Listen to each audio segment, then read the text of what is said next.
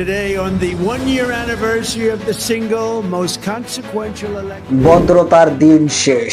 ইরানকে কঠোর হুঁশিয়ারি দিলেন মার্কিন প্রেসিডেন্ট ডোনাল্ড ট্রাম্প। তবে কি আমেরিকা পারমাণবিক বোমা ইরানে ফেলতে যাচ্ছে?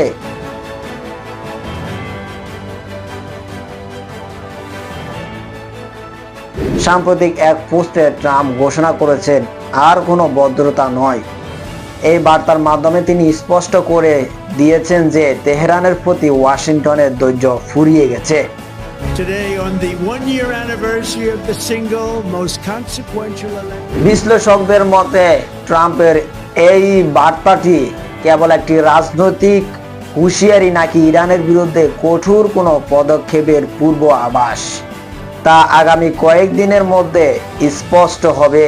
তবে প্রথমগত কূটনৈতিক ভাষা এড়িয়ে সরাসরি সামাজিক যোগাযোগের মাধ্যমে দেওয়া ট্রাম্পের এই কড়া বার্তা বিশ্বকে নতুন করে আলোচনার জন্ম দিচ্ছে এবং ওয়াশিংটন ইরানের কৌশলকে আরও সবার নজরে নিয়ে এসেছে।